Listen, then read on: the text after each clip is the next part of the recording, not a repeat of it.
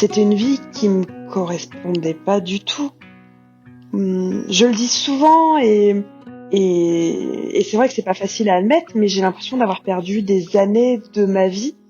On a une grande faculté de résilience avec mon époux et on a accepté pendant très longtemps cette situation. Ça fait maintenant 18 mois qu'on est à Ottawa et là, c'est le vide complet au niveau de la vie sociale. Et ça, je trouve ça vraiment dur parce que c'est vraiment la première fois que je vis ça. Et puis, c'est vrai que je suis quelqu'un qui adore voir du monde, qui adore sortir, qui adore recevoir. Enfin, donc là, j'ai vraiment perdu ça. Je trouve ça difficile. Je trouve ça vraiment... là, on peut vraiment parler de solitude réelle. Donc ma vie sociale avant les États-Unis, du moins avant qu'on déménage avec Gareth, elle était très intense. J'étais jamais seule. Jamais de ma vie je me serais dit que j'allais vivre seule et que j'allais bien le vivre d'ailleurs. On dit qu'en France, c'est assez compliqué de rentrer dans le cercle, on va dire un peu privé des gens, quand tu t'installes quelque part. Mais une fois que tu passes dans le cercle, tout est mélangé. C'est-à-dire que tu peux te retrouver... à une soirée chez quelqu'un où il y aura ses collègues de boulot qui sont rentrés dans le cercle, des parents d'élèves qui sont rentrés dans le cercle, des gens de son club de sport qui sont rentrés dans le cercle, voire de la famille. Alors qu'aux États-Unis, en fait, les Américains cultivent plusieurs cercles. C'est-à-dire qu'ils ont le cercle d'amis, le cercle des amis d'enfance, par exemple, le cercle des amis du club de sport, le cercle des amis des parents d'élèves, la famille, et tout ça ne se mélange pas. Donc c'est assez compliqué de rentrer, on va dire, en contact avec les Américains, mais après c'est très compliqué de rentrer dans chacun des cercles, et il n'y aura jamais de mélange en fait entre tout ça. Ce que j'aimerais aussi ajouter, c'est que oui, on va expérimenter la solitude en expatriation, mais je tiens quand même à signaler que la solitude, je l'ai aussi expérimentée dans mon propre village, dans la propre maison de chez mes parents. Et pourquoi ? Tout simplement parce que parfois, même autour de nous, dans notre entourage, on ne retrouve pas forcément des personnes qui ont le même mindset que nous, et on peut également se retrouver tout seul. Et j'avais du mal soit à en parler, soit à me sentir vraiment écouté sur ce genre de problème, parce que déjà j'avais un peu honte de ce genre de situation, et de me dire mais quand même j'ai grandi ici, normalement ce genre de choses ça devrait être assez simple, ça devrait être instinctif, ou en tout cas c'est des choses que j'ai appris ou que j'ai pu faire par le passé. Comment ça se fait que j'ai oublié ? Est-ce que ça a tant changé, ou est-ce que c'est moi qui me suis désadapté un peu à la vie française ? Et j'ai eu du mal à trouver des interlocuteurs ou à réussir à en parler à des gens. Et c'est vrai qu'à ce moment-là, on se sent seul. Et bizarrement, en fait, d'être éloigné de la France, des Français, de la culture, j'ai redécouvert un peu ma culture, en fait, en m'en éloignant. Ça m'a vraiment rapprochée, parce que j'ai découvert qu'en fait, j'avais tellement de choses passionnantes à raconter sur ma culture. Et encore aujourd'hui, j'enseigne le français en ligne. Et vraiment, je sens mes étudiants, je le vois quand je deviens passionnée, que je raconte plein de choses sur la culture française. Je vois que ça les intéresse, et je pense que ça booste, les gens posent des questions. Donc il a fallu que j'apprenne à vivre avec moi-même, en fait, tout simplement, et à accepter le silence, à accepter de vivre seule, tout simplement.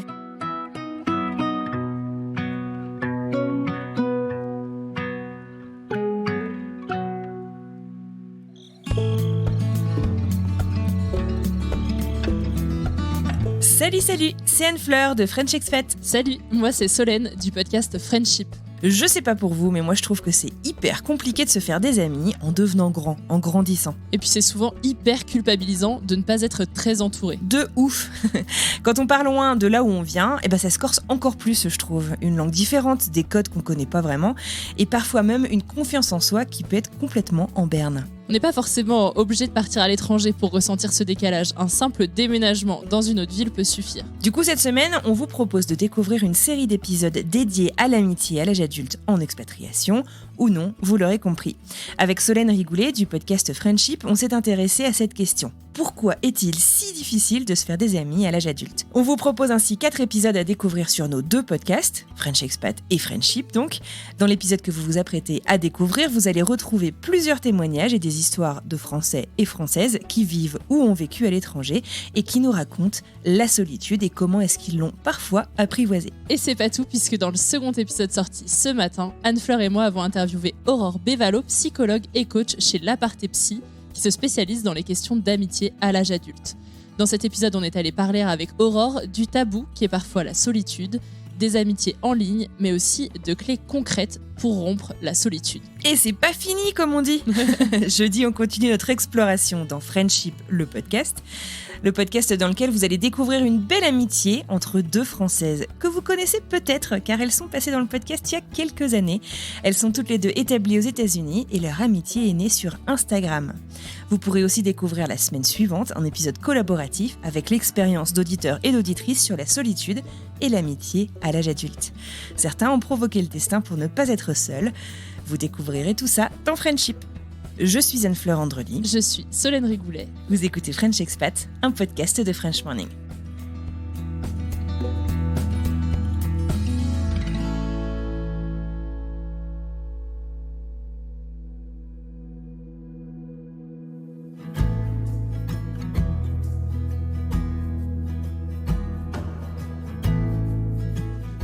Audreyne a presque 39 ans. Elle vit au Canada avec sa fille et son conjoint.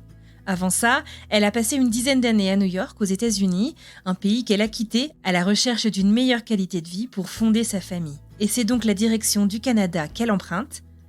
Elle passe 3 ans à Montréal et depuis 18 mois, elle est installée à Ottawa, en Ontario, avec sa famille.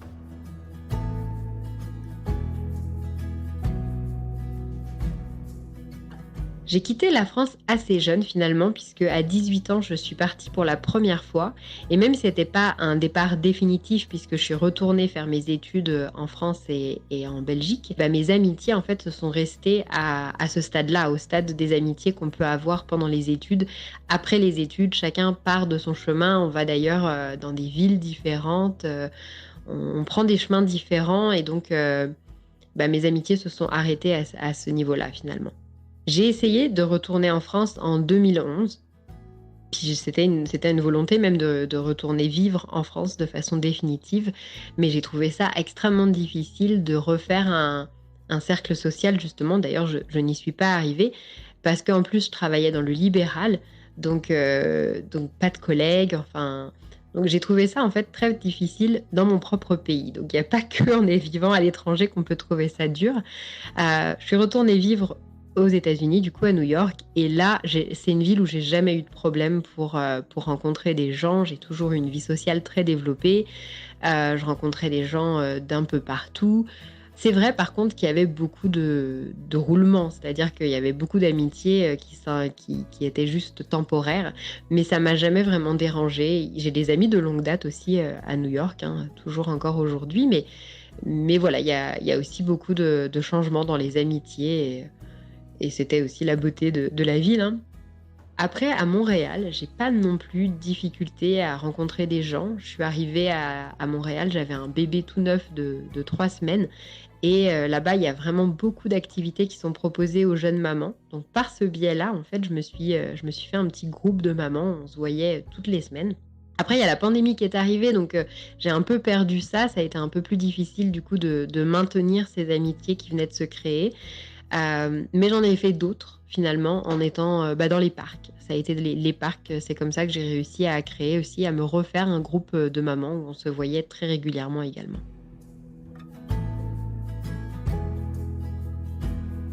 Ça fait maintenant 18 mois qu'on est à Ottawa et là c'est le vide complet au niveau de la vie sociale et ça je trouve ça vraiment dur parce que c'est vraiment la première fois que je vis ça.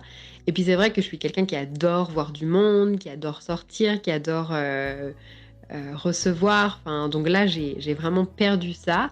Je trouve ça difficile. Je trouve ça vraiment. Là, on peut vraiment parler de solitude réelle. Et puis, il y a d'un point de vue personnel, mais je trouve qu'il y a d'un point de vue familial aussi, déjà pour la dynamique de la famille, et aussi le fait de ne pas avoir la famille à côté. Ça veut dire qu'on n'a pas non plus des amis pour dire hey, tu pourrais me rendre ce service, j'ai un truc à faire et il faudrait vraiment, j'ai personne pour me garder la petite. Ou on peut même pas, on a personne finalement sur qui compter. Donc, on est vraiment juste un noyau de 3 personnes aujourd'hui. Et ça, c'est pas toujours évident, ça.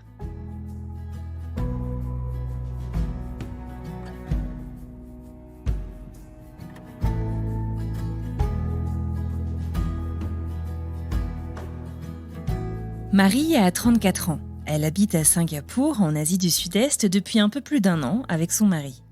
Vivre à l'étranger, c'est un rêve pour elle depuis sa plus tendre enfance. Elle a vécu à Taïwan, puis elle a fait un VIE à Memphis, dans le Tennessee.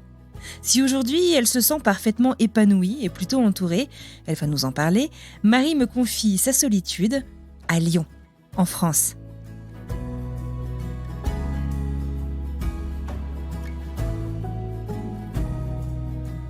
Donc Lyon, c'était une nouvelle ville pour nous. On connaissait pas du tout. On est plutôt du sud avec mon mari, moi de Montpellier. Lui a fait ses études à Toulouse. Mais on s'est dit que ça allait être assez simple de développer notre vie sociale à Lyon. On a appliqué au départ une méthode similaire à celle qu'on avait utilisée aux États-Unis, c'est-à-dire qu'on s'est inscrit à pas mal de meet-up avec des intérêts en commun, de la rando, du cinéma, des apéros, avec un succès plutôt mitigé. Peu de temps après notre arrivée à Lyon, on a adopté un chien. Donc on s'est inscrit à des sorties chiens, on l'a inscrit à un club canin. Toutes les semaines, on y allait, on s'est dit on va rencontrer du monde comme ça. Ça n'a pas forcément fonctionné non plus.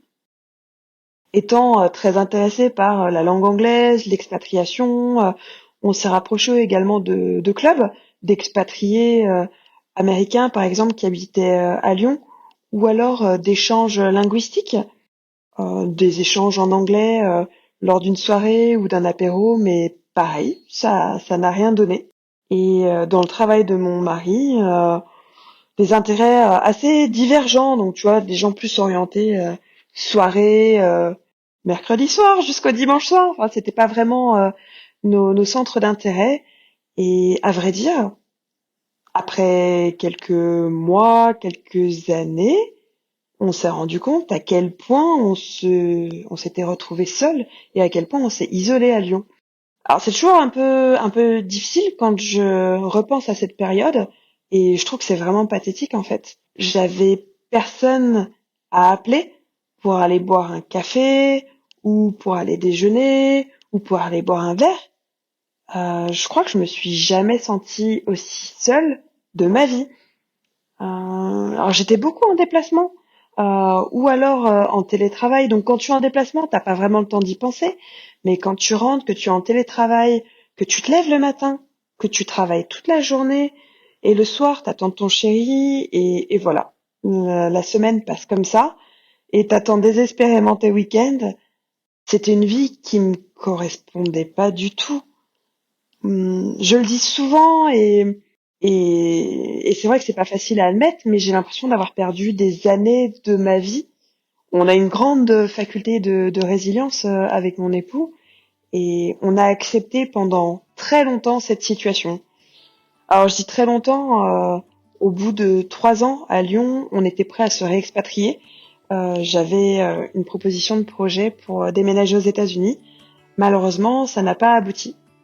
Donc il a fallu attendre 7 longues années avant d'avoir cette opportunité de déménager à Singapour. Et je t'avouerai que je l'ai saisie à bras ouverts.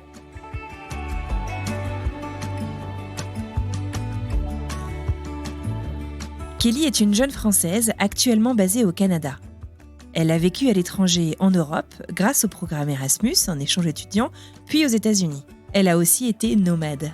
Entre les études et les mouvements internes propres à son entreprise aux États-Unis, Kelly avoue bien volontiers ne pas avoir éprouvé de difficultés particulières à se faire des amis ou à développer son cercle social. Mais lors de son arrivée au Canada, et c'est ce dont elle va nous parler, ce fut une toute autre histoire. Je suis arrivée déjà dans la ville de Burlington en Ontario, qui se trouve entre Toronto et les chutes du Niagara. Donc j'avais pris la décision d'arriver, j'avais choisi mon appartement à distance, parce que je vivais déjà toute seule en fait, donc ça m'effrayait pas de vivre toute seule. Par contre, ce que j'avais pas vu venir, c'est la difficulté que j'allais avoir à rencontrer des amis. Parce qu'en fait, mes collègues, ils devenaient pas mes amis. Ils avaient tous leur entourage, leurs amis, ils ont tous grandi dans la région, mais ils sont pas attendus que j'arrive pour sortir, pour organiser des événements, etc. Pour moi, ça a été très compliqué, et je dirais que pendant 1 an, ça a été très très dur. Je me souviens de nombreux week-ends où j'étais presque en train de faire une dépression en fait chez moi, où je ne sortais pas, je rentrais du travail, je buvais des bières, je commandais des pizzas tout le week-end, je parlais à personne. C'était assez horrible.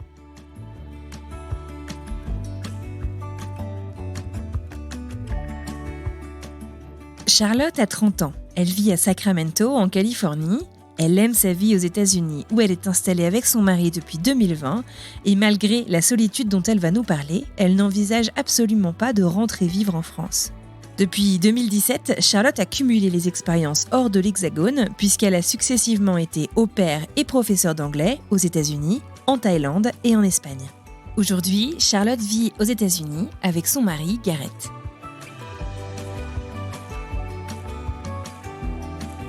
Donc quand on a quitté la France il y a 2 ans, notre projet initial c'était du coup de s'installer en Géorgie, à Atlanta, où sont en fait la famille de Gareth, et de là tout simplement commencer notre vie. Donc le projet initial c'était tout simplement de faire la demande de carte verte et ensuite de chercher un travail, et pour Gareth aussi.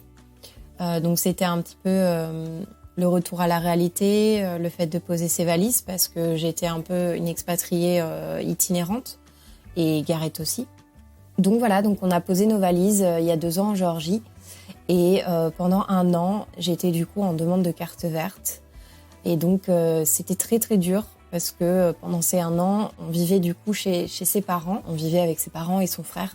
Mais c'était très dur parce que Gareth travaillait, et tout le monde travaillait en fait. Je me suis retrouvée seule dans une maison que je ne connaissais pas, et avec des personnes que je ne connaissais pas, parce que même si c'était sa famille, je venais à peine de les rencontrer.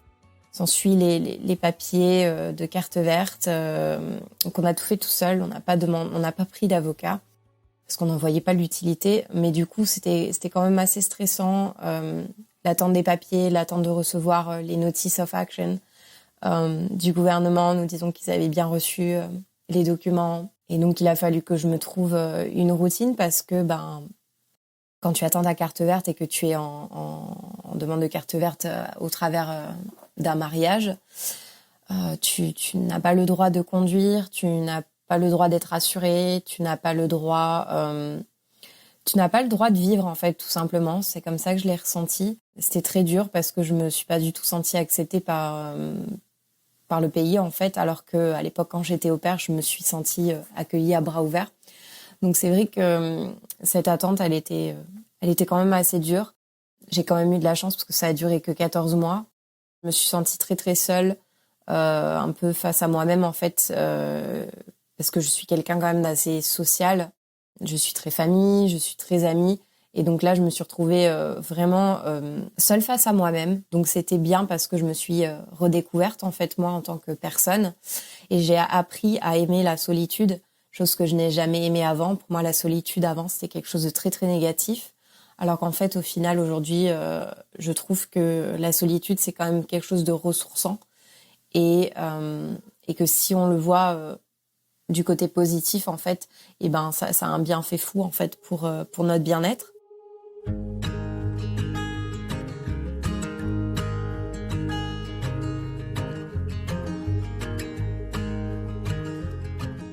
C'est au tour de Vincent. En 2012, alors qu'il est étudiant ingénieur, Vincent part en Angleterre pour faire un stage de 2 mois dans une petite ville. 2 ans plus tard, son diplôme en poche, cette même entreprise française établie en Angleterre lui offre un CDI, une offre qu'il accepte bien volontiers. Au cours de ses études en alternance, Vincent passe beaucoup de temps dans le train, entre Saint-Étienne, là où il étudie, Strasbourg, là où il fait son alternance, et la région parisienne, là d'où il vient. Et donc une fois arrivé sur place, en Angleterre, Vincent me confie apprécier énormément ce calme, ce sentiment de stabilité, d'être arrivé en quelque sorte.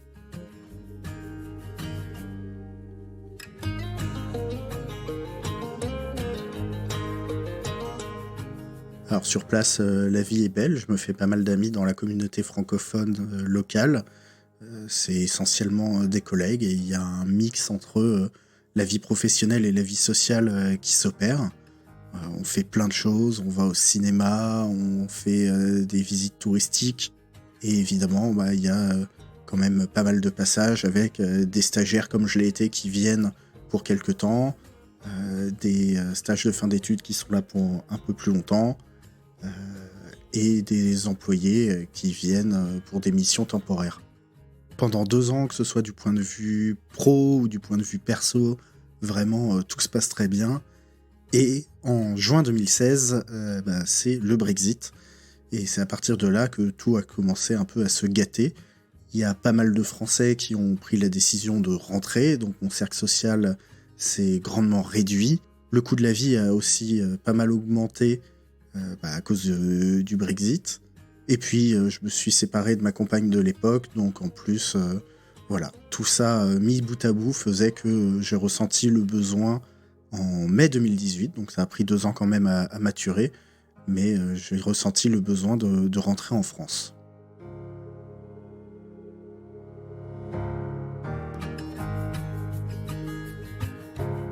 Charlotte l'évoque elle aussi.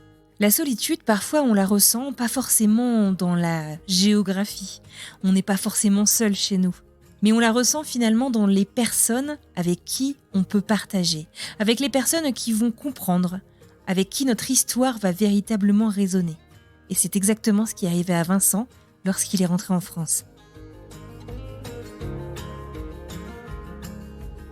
À ce moment-là, je sais que c'est une décision rationnelle, mais d'un point de vue professionnel, je la fais à contre-cœur et j'essaye de voir le bon côté des choses en me disant que je vais pouvoir être plus proche de ma famille, être plus proche de mes amis, qui sont tous en région parisienne essentiellement, ou en tout cas en France, et que dès qu'il va se passer quelque chose, j'aurais pu à prendre un avion, à dépenser presque 300 ou 350 livres pour faire l'aller-retour, et passer des heures et des heures dans les transports sur un week-end, et que ça va être quand même beaucoup plus simple de voir les gens et de renouer un peu avec toutes ces personnes que depuis 4 ans, je vois plus tant que ça au final. Et quand je suis arrivé, ça a été pas mal de chocs successifs, que ce soit professionnellement, parce que je travaillais à l'anglaise, ce qui, pour des Français, était assez différent. Donc j'étais à l'heure en réunion, j'étais parfois un peu surpoli peut-être sur des demandes, alors que il y a une certaine culture du conflit dans le management à la française qui m'a pas forcément convenu, qui m'a pas convenu d'ailleurs à mon retour. Je prenais des pauses déjeuner assez courtes, j'avais une certaine culture de l'équilibre vie pro, vie perso. En Angleterre, je faisais mes 37 heures, 40 heures, des fois ça poussait un petit peu, mais le nombre de fois où mon manager me disait « Maintenant c'est terminé, tu rentres chez toi, et puis t'en fais pas, ça attendra lundi », alors qu'en France, non, on a cette culture de « il faut être là, il faut travailler, il faut travailler, il faut travailler, il faut faire du présentéisme ». Et donc au bureau, c'était déjà un peu compliqué. Et aussi d'un point de vue perso, je me suis rendu compte que je voyais pas beaucoup plus les gens, alors que j'étais à seulement 50, 70 km, 20 km, que quand j'étais à 600 km de là. Donc je me retrouve dans une situation où je me sens isolé pendant les 8 heures que représente ma journée de travail.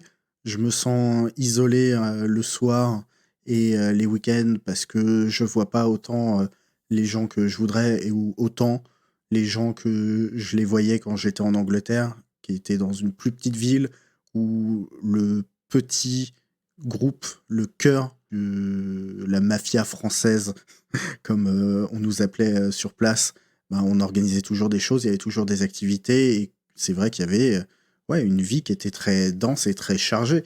Et quand je suis revenu en France, c'était un peu la mort.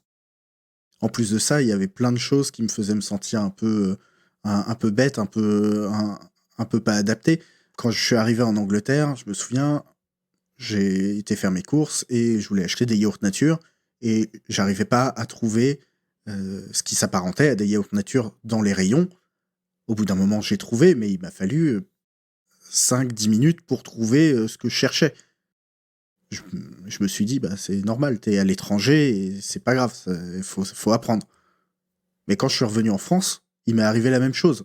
Je cherchais des ingrédients, des types d'aliments que j'avais l'habitude d'acheter en Angleterre et j'arrivais pas à retrouver les équivalents ou les produits packagés de la manière dont j'avais l'habitude. Et je me sentais perdu, mais dans un environnement où en fait j'aurais dû être chez moi. Et c'était très déstabilisant. Et je parle pas d'éléments plus compliqués comme faire toute la paperasse pour louer un appart, refaire toute la paperasse pour la sécurité sociale et la carte vitale et aller chez le médecin et ce genre de choses. Je parle pas non plus de toute la paperasse et en tout cas la complexité administrative liée au droit du travail entre les RTT, les jours de vacances qui sont beaucoup plus nombreux en France que ce dont j'avais l'habitude. En plus, je travaillais dans une grosse entreprise, donc il y avait des percos, il y avait des éléments liés à la retraite, retraite qui était aussi un peu compliquée et qui est toujours compliquée vu qu'avec le Brexit, j'avais pas forcément rapatrié mes droits à la retraite, ce qui a créé aussi beaucoup d'anxiété de ce côté-là. Et voilà, tout ça mélangé faisait que j'avais beaucoup de mal à me réacclimater et à me sentir bien chez moi. Et j'avais du mal soit à en parler, soit à me sentir vraiment écouté sur ce genre de problème, parce que déjà j'avais un peu honte de ce genre de situation et de me dire, mais quand même, j'ai grandi ici, normalement, ce genre de choses, ça devrait être assez simple, ça devrait être instinctif, ou en tout cas, c'est des choses que j'ai appris ou que j'ai pu faire par le passé. Comment ça se fait que j'ai oublié? Est-ce que ça a tant changé?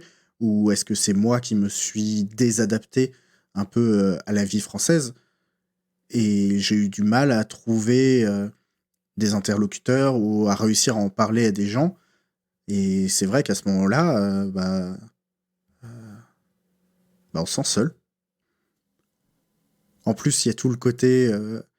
je reviens d'un pays étranger, donc je passe mon temps à tout comparer, même si c'est pas forcément verbalement exprimé, même si je le formalise pas forcément à voix haute, tout comparer entre ma vie en Angleterre et ma vie maintenant à Paris, ce qui pouvait m'exaspérer et exaspérer mes proches quand je me complaisais trop là-dedans. J'avais des mots anglais qui me venaient plus que des mots français. Tout ce genre de choses qui est un peu, je pense, classique de ce genre de retour après un temps passé à l'étranger. Mais le cumul de tout faisait que je l'ai très très mal vécu. Et petit à petit, je me suis enfermé dans une routine très solitaire, très seul. Je n'arrivais plus à sortir, je n'arrivais pas à rencontrer de nouvelles personnes. En même temps, comme j'étais déprimé, j'arrivais pas non plus à être avenant pour que les gens aient envie de discuter avec moi, et j'étais vraiment dans cette spirale assez infernale de solitude.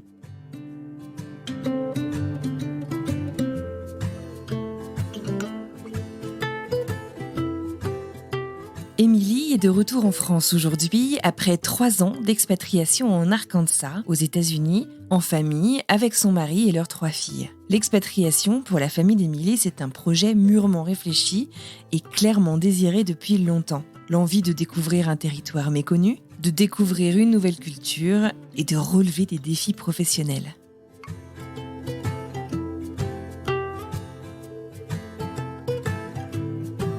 Au niveau de notre vie sociale, avant de partir, disons que c'était très riche en France. Donc, on vivait en ville, à Bordeaux. On avait une vie culturelle vraiment riche. Beaucoup de spectacles, des concerts. On voyait beaucoup de nos amis. Il n'y avait pas un week-end qui se passait sans que sans qu'on sorte de chez nous, disons, et qu'on voit du monde. Et puis bien sûr, on a la famille qui n'était pas à côté de chez nous. Donc on partait beaucoup dans la famille en week-end. Donc voilà. En termes de vie sociale, c'était très riche et très important, on va dire, pour notre équilibre. Donc on avait parfaitement conscience que ce côté vie sociale pourrait revêtir un gros challenge pour nous en arrivant en plus dans un endroit des États-Unis où a priori il n'y a pas énormément de Français à la base et où, en tout cas au démarrage, il y aurait à minima la barrière de la langue pour s'intégrer. Donc voilà, on est parti en ayant un peu connaissance de cause et en se disant que ce volet-là pourrait potentiellement être un peu compliqué. Et ce qui a été déterminant, je pense, c'est qu'avant de partir, on a pu bénéficier de 2 temps, on va dire de coaching ou de formation au départ. Donc ça a été une réelle chance. On a eu un temps en couple avec d'autres expatriés qui partaient comme nous aux États-Unis, pas forcément au même endroit, pour nous, on va dire, nous former aux principales différences culturelles qu'il existe entre les Américains et les Français. Et moi, de mon côté, j'ai également eu une formation qui s'intitulait « Conjoint d'expatriés ». Donc voilà, le conjoint, comment ça se passe pour lui et comment il faut appréhender les choses. Et je dirais que ces 2 formations, elles ont vraiment été... nous, on a beaucoup reçu grâce à ces 2 formations et ça a été extrêmement déterminant, je pense, pour notre intégration. Il y a un point, par exemple, que je retiens, qui concerne particulièrement le côté solitude, vie sociale, intégration. C'est que en France, on dit que, en tout cas c'est l'intervenante qui nous le précisait, mais on dit qu'en France, c'est assez compliqué de rentrer dans le cercle, on va dire un peu privé des gens, quand tu t'installes quelque part.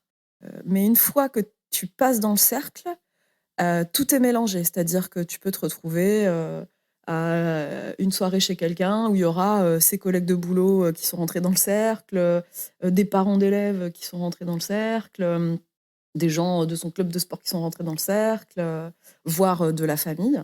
Alors qu'aux États-Unis, en fait, les Américains cultivent plusieurs cercles, c'est-à-dire qu'ils ont le cercle d'amis, le cercle des amis d'enfance, par exemple, le cercle des amis du club de sport, le cercle des amis des parents d'élèves, la famille, et tout ça ne se mélange pas.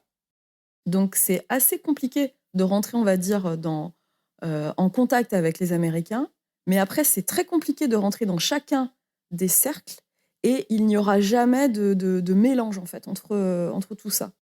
Bon voilà, après il y a certainement... des contre-exemples, mais comprendre cette différence nous a beaucoup aidé. C'est-à-dire qu'il ne fallait pas essayer à tout prix de faire comme en France et de se dire « Ah, ça y est, je suis intégrée parce que je suis invitée à des soirées ou chez les gens et il y a leur cercle d'amis ou leur cercle les plus proches, ça veut dire que ça y est, je suis intégrée. » Parce que non, en fait, ça ne fonctionne pas vraiment comme ça aux États-Unis. On a eu aussi beaucoup de conseils sur les différentes habitudes de vie et les différences avec les Français.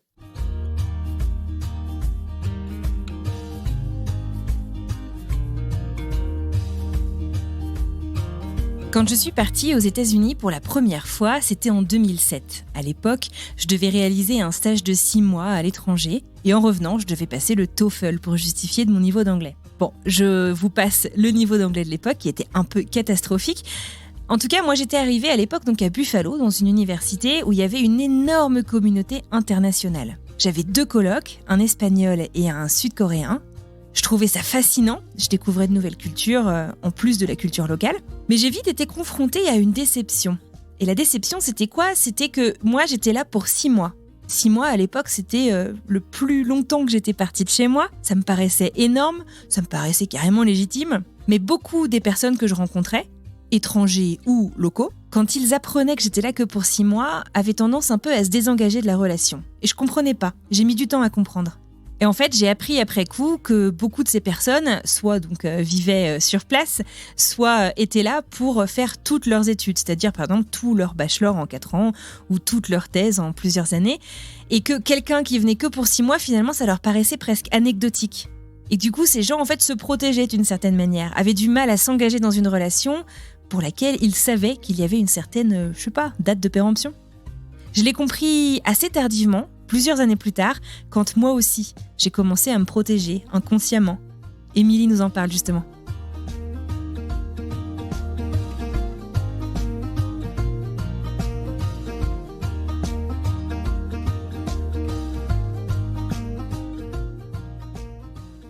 Durant ces formations, il y a eu une grande sensibilisation au fait que quand tu arrives comme nous, que tu es expatrié ou immigré, on peut dire, et que en plus tu es amené à pas forcément rester, clairement t'es pas forcément quelqu'un de, on va dire, très intéressant pour quelqu'un qui est là et qui va rester là, qui peut-être va être en contact avec toi superficiellement, mais qui va avoir peur qu'un jour tu rentres.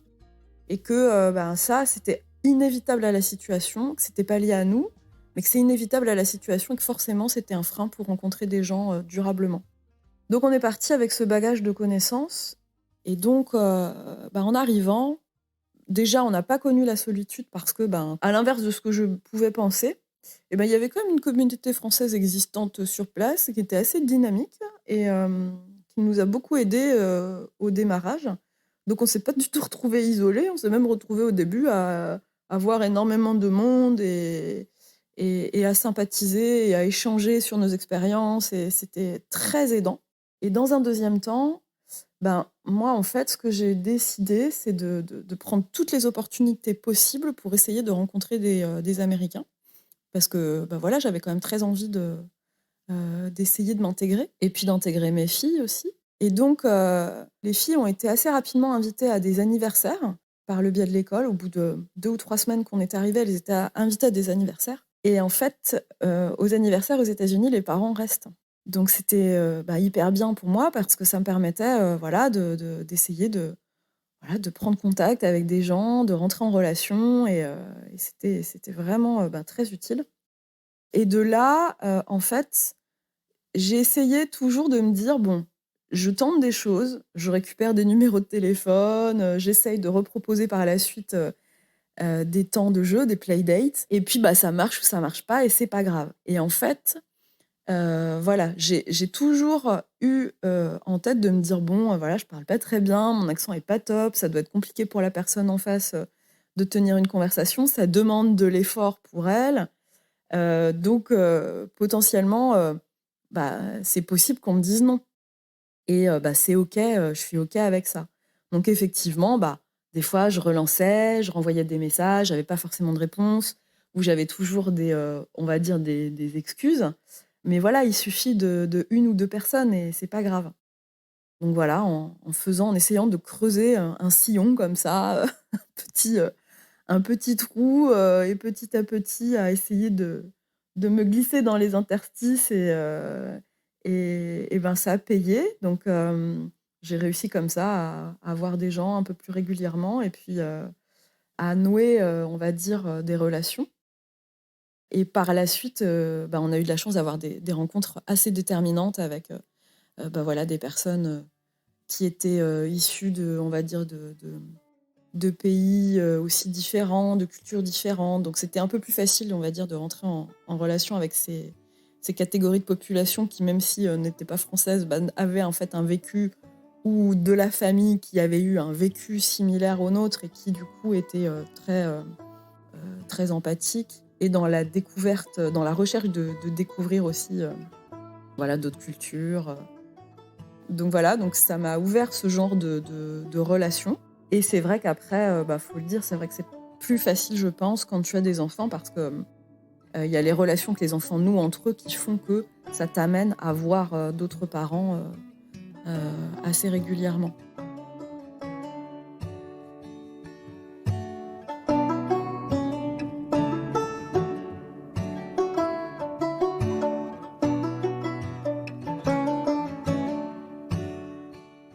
À un moment, j'ai mon meilleur ami qui m'a attrapé et qui m'a dit écoute, mec, ça peut pas continuer comme ça.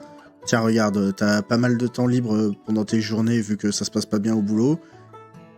Écoute ce podcast, ça va te faire du bien.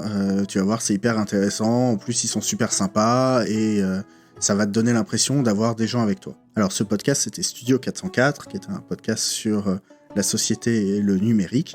Et à un moment, dans le podcast, ils parlent du concept de week-end de déconnexion.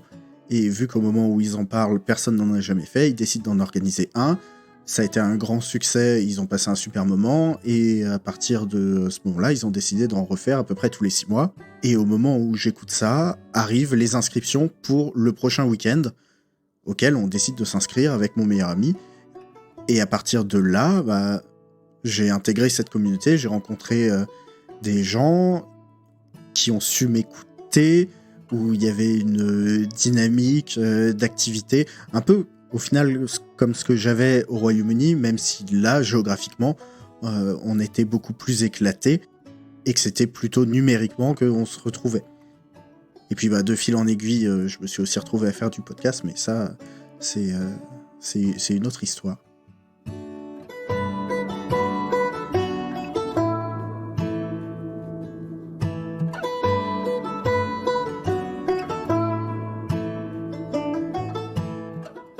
Alors, ce que j'ai fait, c'est que je suis allée dans les parcs, puisque c'est ce qui avait fonctionné pour moi à Montréal. Sauf que ici, ça a été un échec.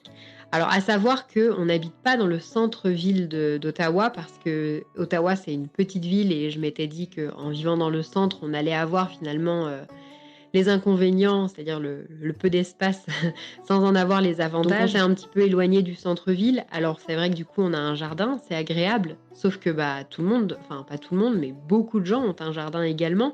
Donc, les parcs sont très peu fréquentés par rapport aux parcs dans les villes. Donc déjà, il y a ce premier dilemme-là. Puis même quand j'ai rencontré des gens, ça reste assez superficiel. Ça reste bonjour, on parle de la pluie et du beau temps, et puis c'est tout. Il y a un parc où il y a vraiment plus de gens qui sont là, mais justement, ils sont déjà là avec eux-mêmes des amis souvent. Donc c'est un peu plus difficile aussi de se rajouter au groupe, on va dire. Donc voilà, le parc, ça n'a pas été une réussite pour moi ici. Alors j'ai été sur une application qui s'appelle Peanut. C'est une application, d'ailleurs, je sais, qui est présente aux États-Unis également. Et ça fonctionne un petit peu comme Tinder. Alors, je suis jamais allée sur Tinder, mais il me semble que c'est un peu le principe, c'est-à-dire qu'il y a des photos, une petite description, les âges des enfants, et on swipe vers le bas si on n'est pas intéressé, on swipe vers le haut si on veut faire coucou, et puis ça match. Si ça match, on peut parler, on peut se parler même sans que ça matche d'ailleurs. Donc voilà, c'est un principe tout bête de rencontre. Alors, est-ce que ça fonctionne ? J'ai envie de dire oui et non. Je ne peux pas dire non complètement puisque j'ai rencontré quelqu'un via cette application-là, mais parce que je pense qu'elle a été beaucoup plus entreprenante en fait. Elle m'a envoyé un message et elle m'a dit « Écoute, je serai dans le parc à telle heure, si tu veux venir, voilà ». Et je suis allée. Et donc, c'est vrai qu'il y a une amitié qui a démarré comme ça. Et puis, on se voyait même de façon hebdomadaire. On a même passé Noël ensemble. Et finalement, elle a dû retourner vivre à Toronto, donc c'est une amitié qui n'aura pas duré assez longtemps, mais ça a fonctionné, donc c'est que c'est possible. En revanche, la plupart du temps sur ces applications-là, c'est qu'on reste à discuter. Il n'y a personne qui prend le lead comme ça de proposer un truc, et donc ça reste très superficiel aussi en fait. Enfin, peut-être un peu moins superficiel que dans les parcs, au niveau de la conversation, on s'ouvre un peu plus, puisqu'on est là pour la même chose, on est là pour rechercher une amitié. Mais si personne prend le lead pour se rencontrer, au final, la conversation, elle finit par s'essouffler et ça en reste là. Donc pour le moment, c'est un peu plus mon expérience que j'ai eue sur cette application-là, mais je vais essayer d'appliquer ce que cette amie a fait avec moi et d'être un peu plus proactive. Mais il y a un autre obstacle sur le chemin, c'est qu'on est au Canada et qu'il fait quand même assez froid, et je trouve que l'hiver, c'est aussi beaucoup plus difficile de proposer ce genre de choses que ça peut être l'été finalement. Donc bon, on va voir. À chaque fois, je me dis, faut pas non plus que j'attende toujours les beaux jours parce que voilà, le Canada, il y a quand même une grosse partie de l'année où il fait quand même assez frais. Donc on va voir. Je perds pas espoir. Je suis toujours sur cette application-là et je perds pas espoir de rencontrer encore quelqu'un.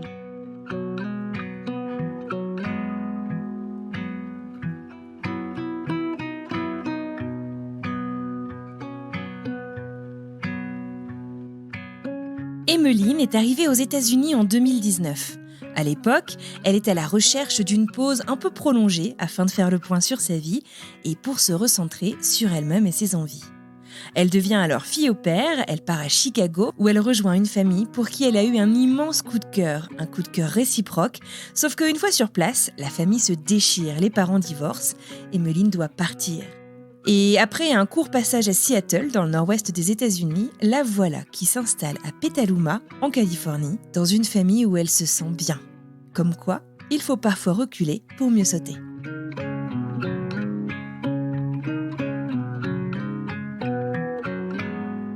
Et en fait, ça a été le coup de foudre avec ma famille, avec le lieu.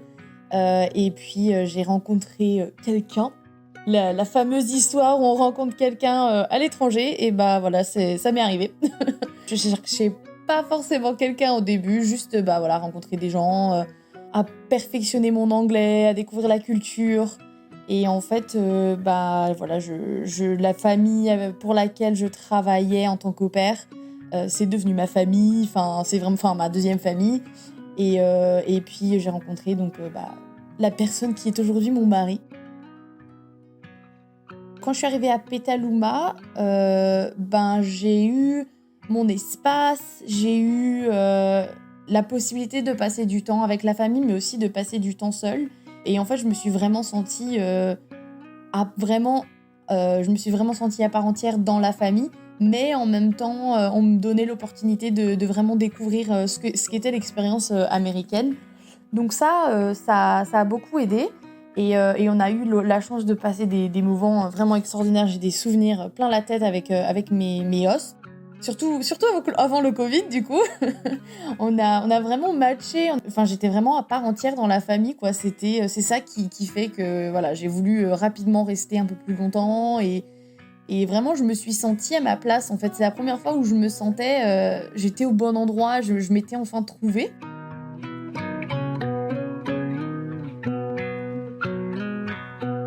Emmeline est finalement au pair au sein de cette famille en Californie pendant 2 ans. Et vous allez voir que solitude ne veut pas dire être complètement seule physiquement. Emmeline, en fait, se retrouve très très entourée, mais souffre énormément de cette solitude, justement.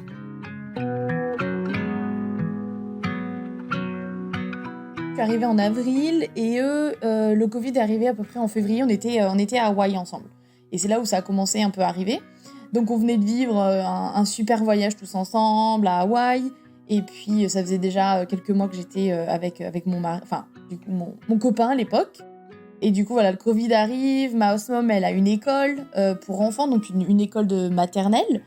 Et du coup, elle doit suivre toutes les réglementations. Elle suit les infos toute la journée. Elle a ses enfants, évidemment, ça l'inquiète. Donc il y a eu beaucoup de stress. Elle a dû être beaucoup à la maison. On s'adorait, mais vivre avec la personne, que ça soit ta famille, que en plus dans mon cas c'est comme ta famille, comme des amis, et c'est tes boss en même temps, donc c'était pas forcément facile. Bon, après, ça a été pas forcément facile pour personne, hein, le Covid, je pense, mais c'était pas forcément évident d'être enfermé tout le temps avec les enfants, mais vraiment H24. Au début, justement, ça a créé des tensions parce que moi, dans ma tête, je voulais vraiment voir mon copain. C'était un peu la seule source, la seule famille que j'avais ici et que je voulais vraiment le voir. Lui, les autres amis, je comprenais que j'allais pas aller faire la fête, j'allais pas aller voir mes amis, mais c'était vraiment la seule personne et du coup, j'ai dû un peu batailler avec ça. C'était différence de conflit. Et au final, on a réussi à trouver un terrain d'entente avec ma host mom, mais non sans difficulté. Et j'avais besoin de trouver du temps pour moi, un peu seule, à part du travail, parce que du coup, quand tu vis avec ta boss pendant le Covid, tu vis H24 avec tes patrons, quoi. Donc j'avais besoin de trouver un peu de moments seuls. Et j'avais évidemment le téléphone pour appeler ma famille, mes amis, des amis surtout qui étaient aux États-Unis, justement, d'autres au pair, qui partageaient une aventure un peu similaire à la mienne, justement, et on pouvait partager nos expériences. Et en fait, j'ai rapidement repris mes études à distance pour m'occuper un peu, pour avoir un peu une sortie de secours, on va dire, tous les soirs, au lieu de rester à travailler jusqu'à pas d'heure. C'était plus du travail, mais bon, du coup, il y avait nulle part où aller. Donc, j'ai repris mes études et du coup, ça me permettait d'aller me couper un peu, d'aller étudier quelque chose qui m'intéressait. Donc, pour moi, c'était notamment les langues. Je suis passée en LEA, que je finis toujours d'ailleurs. Et j'ai commencé en fait à regarder pour donner des cours de français. Ça aussi, ça m'a beaucoup motivée à avancer et à faire autre chose que d'être juste une au pair pour des petits-enfants.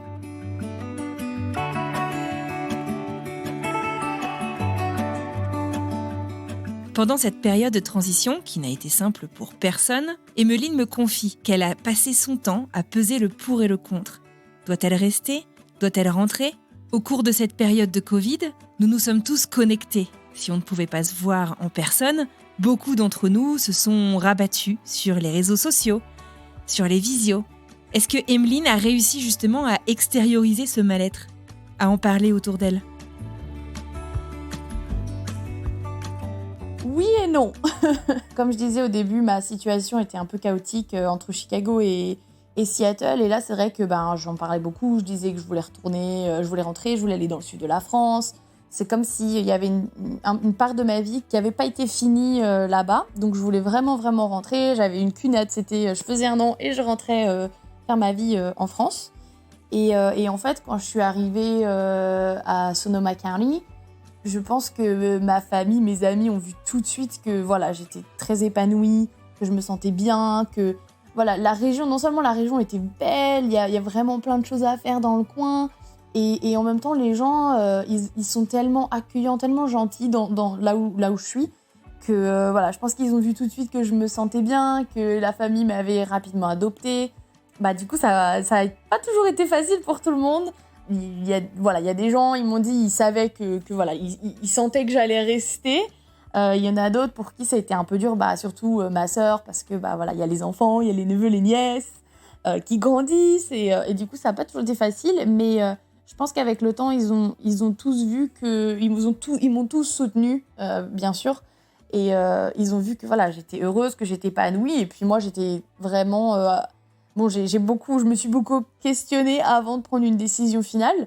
J'ai pas trop partagé au moment des doutes parce que voilà, comme je disais avec ma host, c'est compliqué de vivre avec ses patrons parce que c'est vraiment H24, c'est pas juste quelques heures dans la journée, c'était vraiment tout le temps, on était en permanence ensemble, il y a des conflits comme la famille, sauf que il y a en même temps la tension le stress de dire ah mince, je pars, elle va me lâcher parce que ça n'arrête pas de se disputer.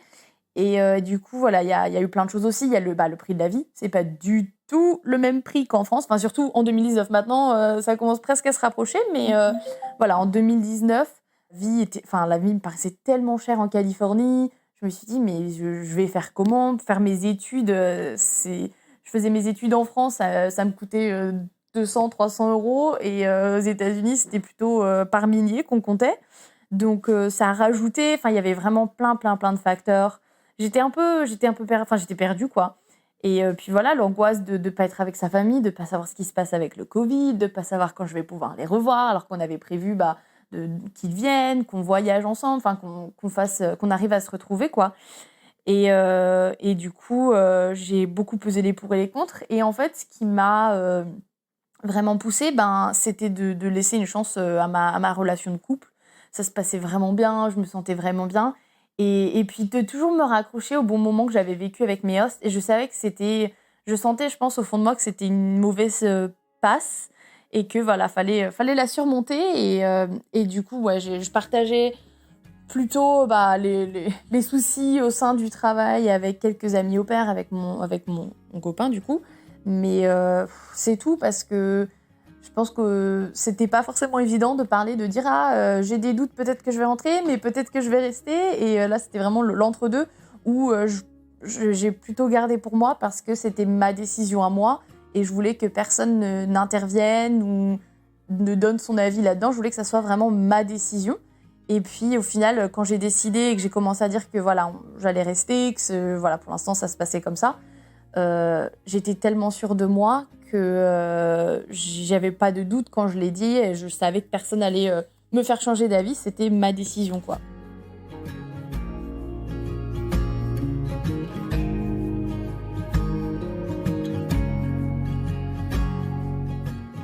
Avant de partir à Singapour, on s'était renseigné sur la vie sur place, à quoi ça pouvait ressembler, quel était le budget qu'il fallait prévoir, etc.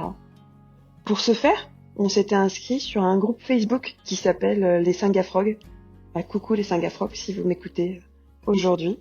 Ce qui était à mourir de rire, quelques mois avant de partir, on a rencontré un couple qui habitait littéralement à 2 minutes de chez nous à Lyon et qui allait partir quasiment à la même date que nous à Singapour. Donc on s'était rencontrés sur Lyon avant de partir. Puis tu vois, en se posant la question, mais comment est-ce possible qu'on ne se soit pas rencontrés avant ? On avait au moins des intérêts en commun sur l'étranger et l'international. Et on était arrivés à peu près en même temps, donc en février 2022, à Singapour. De là, je me suis promis que ma vie allait changer. Non seulement tu as ce groupe Facebook d'accueil, donc tu as les Singanana, les Singafrogs, mais tu as également Accueil Singapour. C'est une association qui permet aux nouveaux arrivants francophones de rencontrer des personnes qui sont là depuis plus longtemps. Ils organisent beaucoup d'activités culturelles comme les visites de musées, mais également des sorties photos, des sorties gastronomie, des sorties rando, etc.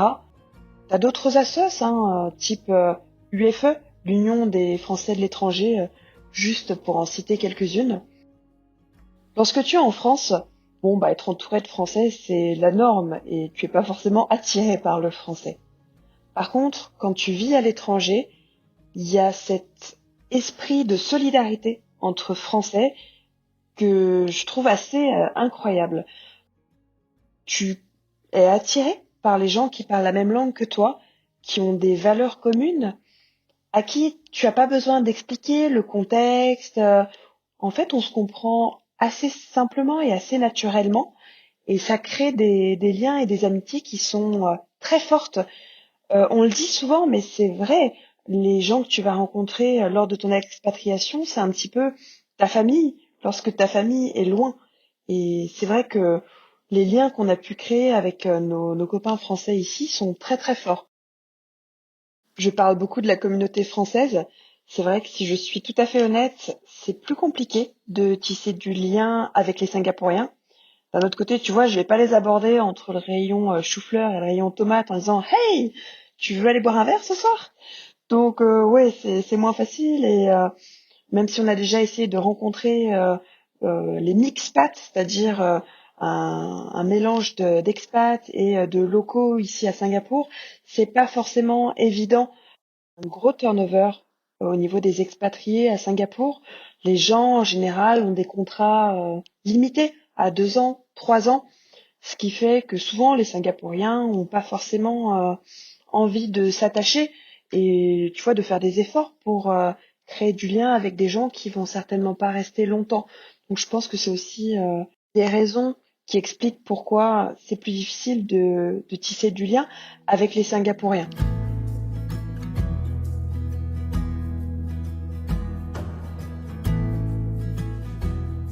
Ce qui a été très difficile dans l'histoire de Charlotte, finalement, ça a été de concilier les deux Charlottes qu'elle connaissait. C'est-à-dire la Charlotte d'avant, la Charlotte en France, la Charlotte qui avait voyagé, qui était très entourée, qui avait besoin de ça, qui recherchait cette vie sociale, et la Charlotte aux États-Unis, qui vivait une nouvelle vie, une nouvelle manière de vivre son quotidien.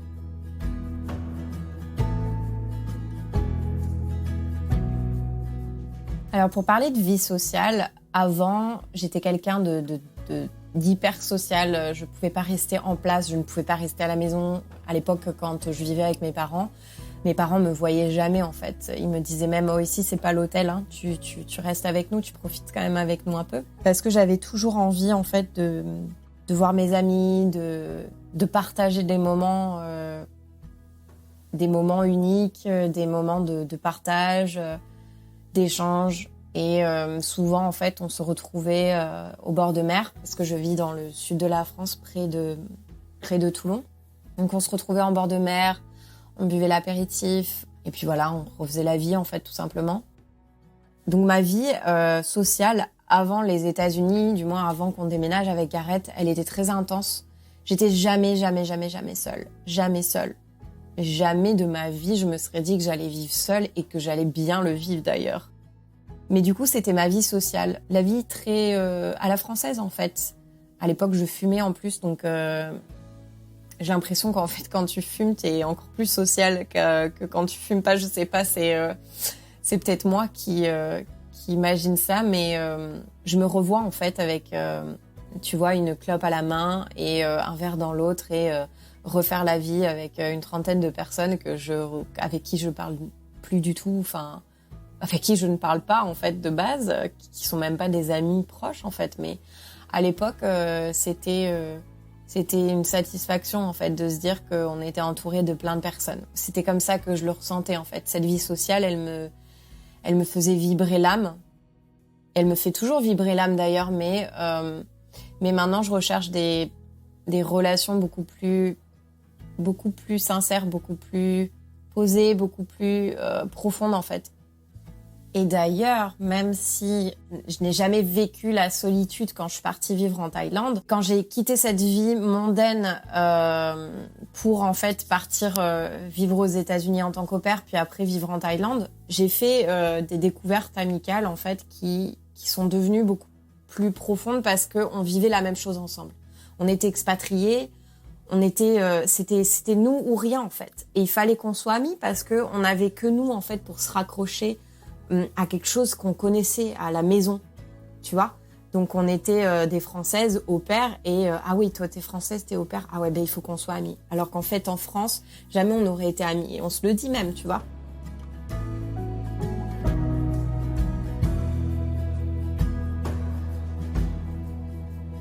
Finalement, ce qui a permis à Emeline de sortir de cette solitude, outre sa relation amoureuse, ce sont les amitiés qu'elle a réussi à lier avec des Français.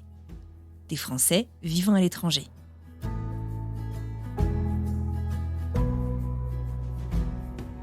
La première année, je n'ai pas forcément rencontré de Français, en fait, et je n'ai pas forcément cherché à rencontrer de Français.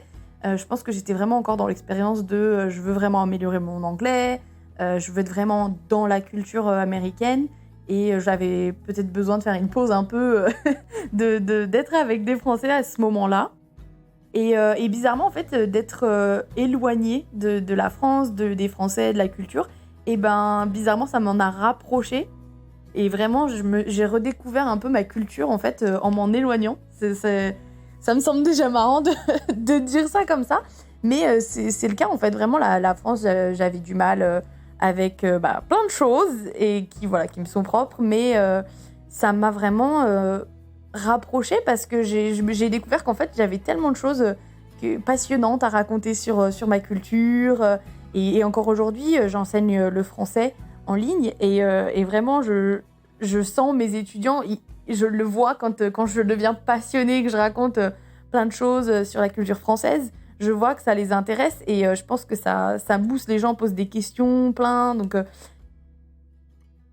vraiment par hasard, j'avais une fille qui habitait à Petaluma, que j'avais vue rapidement sur un des groupes de Petaluma qui disait « Ah, je suis française, on se rencontre ». Et du coup, on a fait une soirée en décembre, entre filles en 2019. Et ensuite, il y a eu le Covid, donc plus de contact avec personne. J'avais une au-pair française, Paris, qui venait d'à peu près vers chez moi en France, dans un petit village, donc c'était marrant. Et on s'était liés d'amitié. Et puis pareil avec le Covid, voilà, on s'est tous un peu, on s'est un peu éloignés, tout ça. Et quelques mois plus tard, il y avait un post Facebook pour une Française, justement, qui cherchait du babysitting. On a commencé à être en contact. Et au final, bon, ça s'est pas fait tout de suite. Il y avait toujours le souci de Covid. Avec des enfants, c'est toujours un peu compliqué. C'est toujours un peu stressant pour les mamans. Et en fait, on s'est rendu compte qu'on avait été à la même soirée de Françaises. Et en fait, de fil en aiguille, j'ai découvert qu'il y avait une certaine communauté de Français en fait dans le coin où je suis.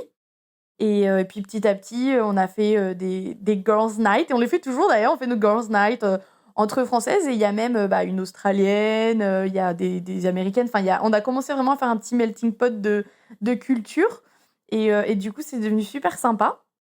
Et en fait, je me suis rendu compte que c'est vraiment ce qui m'a raccroché à la France quand ça allait pas justement, que voilà, la France me manquait, que j'hésitais à rentrer. Et ben en fait, de retrouver un peu ce sens de communauté française, de se rapprocher de ma culture, ça m'a vraiment fait du bien. Et aussi, dans le coin où je suis, ben, ça peut sembler un peu marrant, mais il y a des fromages français, il y a du pain, il y a des restaurants français, il y a des pâtisseries. Et du coup, je me suis vraiment raccrochée aux petites choses de la culture française. Et en fait, c'est comme ça que j'ai trouvé mon équilibre. Parce que, ben, à part le côté voilà, français, comme je disais, j'ai pas forcément envie de rentrer en France. Je suis retournée en France après 3 ans. Enfin, après 3 ans, j'y suis retournée en mai. Et en fait, je me suis rendu compte que j'avais pris la bonne décision, en fait. Je suis contente de rentrer pour quelques semaines, voir la famille, les amis, manger français, hein. C'est quand même un gros truc qui manque par rapport à la nourriture américaine. Mais en fait, je me suis rendu compte que j'avais pris la bonne décision parce que je pense qu'il y a une grosse partie de moi qui se sent américaine et il y a quand même encore une partie de moi qui sera toujours française, évidemment. Donc voilà, d'avoir trouvé ces amis qui sont toujours... aujourd'hui, on se voit toujours. Et puis d'avoir vraiment ce mélange de culture autour de moi, c'est ce qui fait que... En fait, maintenant, je sais que j'ai 2 maisons, quoi. J'aurai toujours ma maison en France, mais ma maison, c'est ici, c'est là où je vis, c'est tous ces amis, cette famille que je me suis faite aussi ici. Et voilà, il n'y a pas quelque part plus que... Enfin, il n'y a pas une famille plus que l'autre que j'aime, mais c'est vraiment ce sentiment de j'appartiens, en fait. J'appartiens enfin à quelque chose. Et même si... en fait, on a vraiment créé notre vie.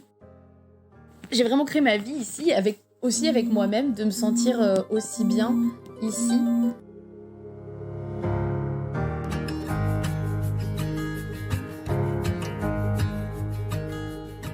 Donc 1 an après être arrivée aux États-Unis, j'étais toujours en attente de carte verte, mais je venais de recevoir mon permis de travail.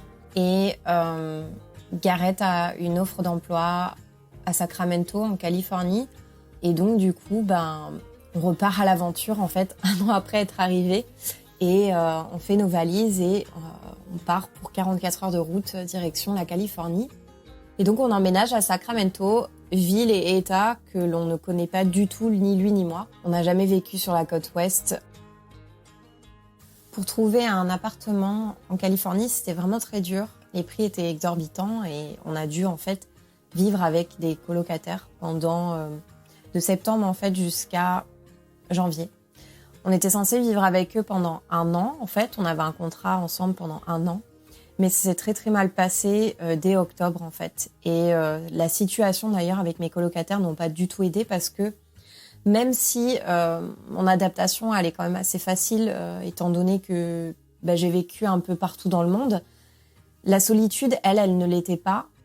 Et je vivais avec des colocataires qui n'ont fait pas du tout d'efforts en fait pour se connaître. Et en plus de ça, c'était les pires colocataires qu'on puisse espérer avoir. Et je ne le souhaite à personne d'ailleurs, mais ce n'est pas le sujet d'aujourd'hui. Mais le fait que ça se soit très mal passé n'a pas du tout aidé ma solitude en fait que j'ai vécue en fait. C'était pas évident quoi. Voilà, c'était une situation où on était sur les petits orteils pour s'éviter. Et donc, vu que je n'avais toujours pas ma carte verte, je ne pouvais toujours pas conduire et je ne pouvais toujours pas balader. Et c'était encore plus éloigné des grandes villes que lorsque je vivais en Géorgie. En Géorgie, j'avais ses parents, donc c'était quand même plus facile pour moi de faire des choses. Que là, on n'avait vraiment personne. Et donc, Gareth travaille de nuit. Et donc, on commence une vie assez particulière parce que Gareth travaille de nuit de 14h30 en fait à 3h du matin. Et moi, je travaille la journée du coup pour en ligne en fait en tant que social media manager.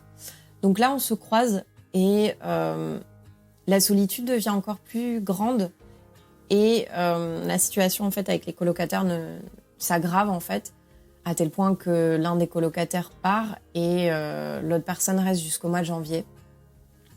Et pendant ces mois-là, en fait, je subissais en fait cette situation, plus la situation d'être encore plus loin de ma famille qu'avant, plus le fait d'être seule et le fait d'attendre ma carte verte. Donc tout ça réuni, en fait, ça a pas du tout aidé le schmilblick en fait de la solitude. Mais bon, ça reste quand même assez constructif au final. À l'heure d'aujourd'hui, j'ai reçu ma carte verte au mois de janvier. Donc j'ai pu rentrer voir ma famille, ça m'a fait énormément de bien. Et depuis que j'ai reçu ma carte verte, de toute façon, je me sens beaucoup mieux maintenant. J'ai appris en fait à vivre avec la solitude de par le fait que je me suis sentie acceptée en tant que résidente aux États-Unis. Donc maintenant, je peux conduire, j'ai une sécurité sociale, la liberté de respirer en fait, de souffler et de me dire « Ok, tu es acceptée, tu es quelqu'un, Charlotte, tu n'es pas… » en attente de papier et en attente de savoir si tu vas pouvoir faire ta vie ici. C'est bon, on t'est accepté, tu vois. Et ça, c'est un bienfait fou, en fait, pour le moral. Et depuis, j'ai accepté, en fait, la situation parce que le fait d'avoir ma carte verte n'empêche pas que la solitude est quand même toujours là parce que maintenant, on vit en Californie, donc le colocataire est parti. Et tant mieux, d'ailleurs. Mais du coup, je vis quand même seule. Donc, Gareth, en fait, après avoir travaillé de 14h30 jusqu'à 3h du matin, il dort toute la matinée jusqu'à 10h. Et après, il se lave, il prend sa douche. Enfin, il fait son sport, tout ça. Donc, au final, on se voit 2h, 3h par jour. Donc, c'est quand même assez intense. Le reste de la journée, je suis seule, en fait. Et ça, c'était tout nouveau pour moi aussi. Donc, il a fallu que j'apprenne à vivre avec moi-même, en fait, tout simplement. Et à accepter le silence, à accepter de vivre seule, tout simplement. Je sais pas trop comment l'expliquer plus en détail, mais maintenant mon quotidien se résume à travailler le matin, profiter un peu de Gareth pendant 2 heures et après ensuite travailler encore l'après-midi. Et voilà, donc dans cette routine de métro boulot dodo, parce que même si je travaille de la maison, j'ai quand même une routine comme tout le monde. Et ben, je me suis trouvée en amour fou encore plus pour le sport, en fait, et la méditation et l'acupuncture. J'ai trouvé une manière de prendre soin de moi autre que par le social.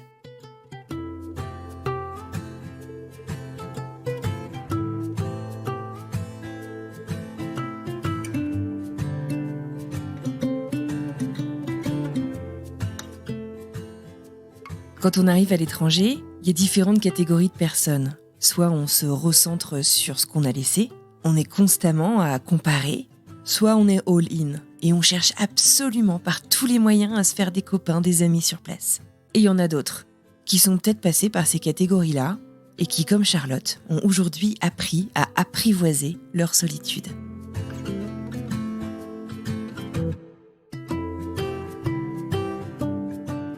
Et en fait, je me suis rendu compte que toute ma vie, peut-être que je me suis jamais en fait vraiment recentrée sur moi-même et j'ai jamais vraiment pris soin de moi. Peut-être parce que je m'acceptais pas en tant que personne et que je ne m'appréciais pas à ma juste valeur, de par des complexes de jeunesse qui sont peut-être restés toute ma vie en fait en moi et que je n'avais pas accepté. Et donc cette solitude, en fait, au lieu de la combattre, je l'ai un petit peu apprivoisée parce que beaucoup de personnes mettent la télé ou mettent la musique ou font en sorte d'avoir des bruits de fond. Et moi, en fait, je me suis rendu compte que je vivais dans le silence total. Je m'en suis rendu compte parce que ma mère est venue pendant 1 mois, le mois dernier, et elle m'a dit « Mais tu vis dans le silence tout le temps, en fait, tu mets jamais de musique, tu mets pas de télé. » Et c'est vrai que non, c'est le cas. Alors, je mets de la musique de temps en temps, mais c'est très rare. Et la plupart du temps, en fait, je vis dans le silence et avec le travail sur l'ordinateur, donc avec le son de l'ordinateur. Mais sinon, non, j'ai pas de bruit de fond. Et j'ai appris, en fait, à apprivoiser ce silence. Je le trouve plutôt agréable au final. Alors, par moments, je le trouve morbide, mais c'est selon mon humeur, je pense. À l'époque où ça allait pas du tout, donc en décembre, où j'ai vraiment eu une chute, en fait, limite dépressive, en fait. J'acceptais pas du tout cette solitude. Donc c'était encore à l'époque où je comprenais pas qu'il fallait apprivoiser cette solitude et il fallait l'embrasser, en fait. J'ai adopté 2 chatons. J'ai dit à Gareth, je peux pas rester ici, je peux pas vivre ici sans personne, sans amis, sans famille, avec toi qui travaille 22 heures sur 24. Personne en fait à qui donner de l'amour. C'est pas moi, il faut que je donne cet amour. Et donc on a décidé d'adopter 2 petits chatons. Et honnêtement, je souhaite à tout le monde, si vous avez un doute en fait au niveau de l'adoption, d'adopter. Parce qu'il n'y a rien de tel que l'amour d'un animal, en fait, surtout quand on se sent seul. Et cette solitude, en fait, elle disparaît très vite. D'ailleurs, là, je vous parle, ils sont en train de faire le feu dans l'appartement. Mais oui, il y a rien de mieux qu'en fait que l'amour d'un animal parce que c'est pur. Ça n'attend rien en retour. C'est simplement de l'amour pur, pur, pur. Je pense que si ça a fonctionné aussi avec cette amie sur l'application, c'est que on est toutes les deux, on n'était pas locales ni l'une ni l'autre. Et je crois que c'est plus facile quand même, parce qu'on est vraiment dans la même recherche. Les locaux, ils vont peut-être avoir en fait le besoin de rencontrer d'autres parents, parce que peut-être que leurs amis n'ont pas d'enfants du même âge.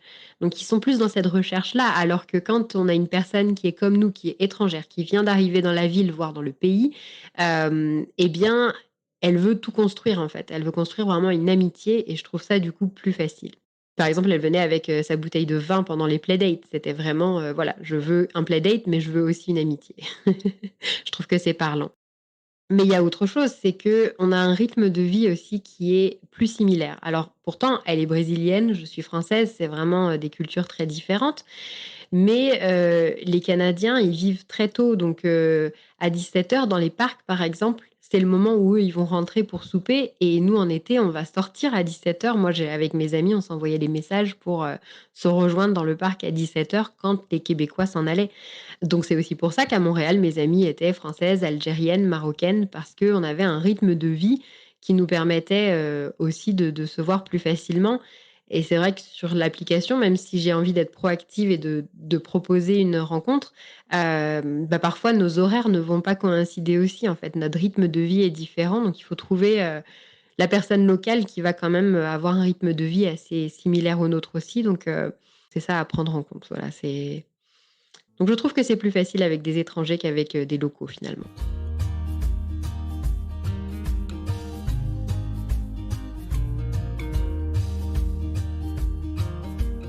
Alors pour ce qui est créer des liens et des nouvelles amitiés aux États-Unis, donc j'ai plusieurs expériences en fait, parce que quand j'étais au pair, j'ai créé des liens avec des au pairs françaises, donc en Caroline du Nord, en 2017, et je suis toujours amie avec elles. Et même si on se voit pas tout le temps, là par exemple en décembre, je rentre en France et je vais aller les voir à Paris. On se fait une réunion d'au pairs, donc c'est super cool. Donc ça c'est des amitiés que jamais je ne perdrai, je le sais, parce que justement, ce que je te disais avant, j'ai vécu une expérience folle que personne d'autre peut comprendre, personne d'autre que elle, en fait. Donc ça, forcément, ça crée des liens qui sont indélébiles. Après, au niveau des Français, des locaux, donc quand je vivais en Géorgie, j'ai tissé des liens, en fait, avec les amis de Gareth et des Françaises qui vivaient en Géorgie aussi. Mais j'ai pas eu le temps en fait d'approfondir ces amitiés-là parce que on a dû déménager à Sacramento. Donc là, c'est une toute autre histoire parce que on dit souvent que les États-Unis c'est tellement grand que les États ça en devient un pays. Et en fait, je trouve que c'est assez vrai parce que de la Caroline du Nord à la Géorgie à la Californie, je vois bien les différences en fait de personnalité des Américains. Et j'avoue avoir du mal, en fait, avec les Californiens. En fait, j'étais tellement habituée à la chaleur du South of America. En fait, les États du Sud en Californie, les États de l'Est sont connus pour être hyper chaleureux. La Géorgie est connue pour être hyper chaleureuse. Et c'était d'ailleurs le cas. À chaque fois que tu vas dans un restaurant ou à chaque fois que tu vas dans un magasin, c'est « Hey sweetie, how are you ?» Et c'est vrai qu'en Californie, c'est différent. Ils sont pas hyper moins chaleureux, mais ils sont quand même moins chaleureux, je trouve, que lorsque je vivais en Géorgie. Mais c'est surtout qu'il y a un fossé, en fait. Et j'ai du mal à créer des liens depuis qu'on est ici. Donc, j'ai tout essayé. J'ai essayé Facebook Page, j'ai essayé Bumble, donc une application spéciale Best Friend, ça s'appelle BFF, pour essayer de trouver des personnes. Et à chaque fois que j'ai essayé de trouver des personnes, ça n'a jamais matché, dans le sens où, en fait, ils étaient tout simplement bizarres ou pas assez ouverts ou pas assez... je sais pas, ça a jamais donné suite, ou alors ça a donné des situations un peu malaisantes. Donc du coup, au final, on s'est complètement refermé avec Gareth, et c'est vrai là, depuis, on arrête de créer des liens, en fait, et on n'a pas du tout d'amis, en fait, ici, en Californie. Après, la différence entre l'amitié française et l'amitié américaine, j'essaye de pas faire des comparaisons.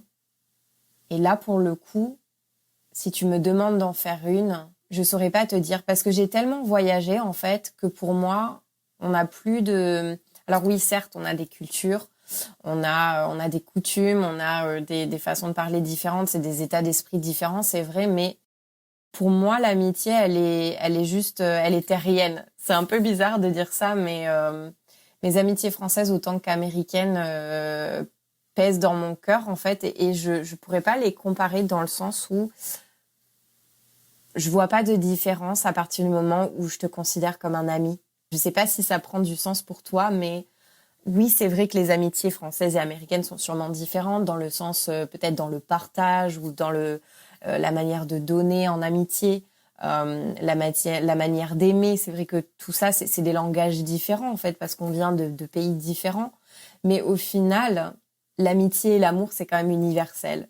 Et à partir du moment où je te considère comme mon ami, mais je peux pas comparer, en fait, les amitiés françaises et américaines, donc parce qu'elles ont rien à voir en plus, autant qu'elles se ressemblent. Par contre, un truc que je remarque qui est très fou comme différence, je trouve, c'est que au final, en France, on n'est pas tant chaleureux que ça, dans le sens où on va pas sauter au bras d'un inconnu, on va pas se livrer facilement, amicalement, je veux dire, à un inconnu ou à une personne en soirée, alors que aux États-Unis, c'est très chaleureux, c'est très amical, c'est je te fais l'accolade, les amis de mes amis sont mes amis. Et c'est vrai que ça, par contre, je l'ai vraiment ressenti en grosse différence. Les Américains sont beaucoup plus accueillants que la France. Et c'est triste à dire parce que j'adore mon pays et c'est pas pour autant qu'on n'est pas accueillant, mais au premier abord, oui, on n'est pas accueillant. Je trouve que on pourrait faire plus d'efforts parce qu'on a tellement à donner et au final, je trouve qu'on ne donne pas assez aux étrangers ou aux inconnus qui s'assoient à côté de nous dans un bus, par exemple. Chose qu'aux États-Unis, tu t'assois à côté. Alors oui, c'est vrai, c'est pas universel. Enfin, c'est pas une généralité. Ça peut arriver que non, mais en général, moi, j'ai toujours une personne qui va me parler dans les magasins alors que je la connais pas. Je vais choisir mes avocats et j'ai une personne qui va me parler de la chaleur dehors et comment vous allez, machin. Ou dans le bus, où il y a toujours un mot doux, un mot gentil. Qu'en France, je trouve que c'est beaucoup moins accueillant. En France, on rentre dans un magasin, c'est limite, tu me fais chier, quoi. Il y a un client, oh là là, j'ai pas envie de travailler. Donc pareil, encore une fois, c'est une généralité, mais c'est vrai quand même que je trouve que la différence est quand même flagrante entre la France et les États-Unis par rapport à ça, oui.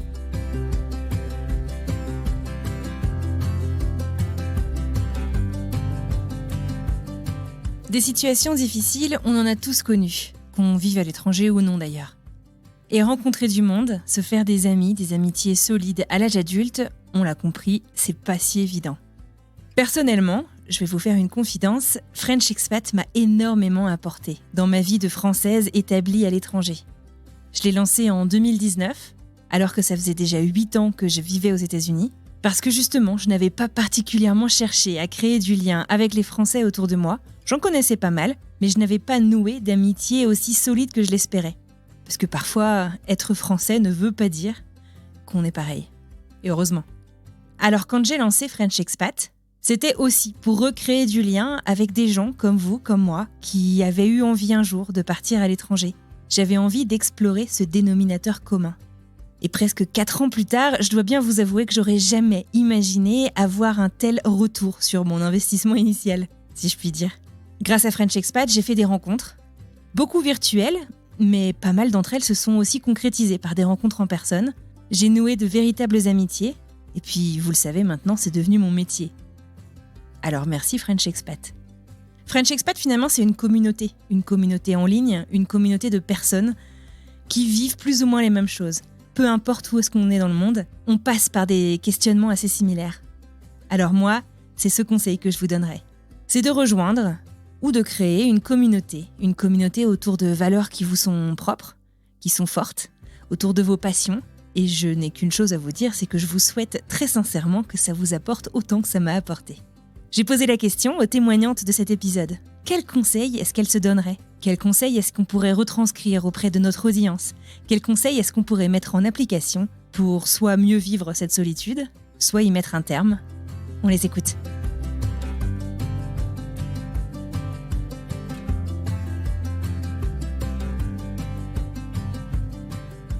C'est plutôt que d'utiliser les réseaux sociaux pour essayer, entre guillemets, d'espionner ou de regarder ce que les autres font. Parce que du coup, ça nous aide vraiment pas dans ces moments-là. Je pense que j'aurais été sur des groupes. Moi, à l'époque, ça n'existait pas vraiment. En tout cas, je m'en souviens pas. Mais aujourd'hui, en tout cas, j'irais dans des groupes, surtout sur Toronto, par exemple, et j'aurais trouvé l'énergie, j'aurais fait l'effort d'aller à la rencontre d'autres personnes, peut-être dans d'autres villes, surtout dans une ville telle que Toronto. Parce que moi, au final, je m'étais inscrite dans des groupes meet-up pour essayer justement rencontrer des personnes dans le coin.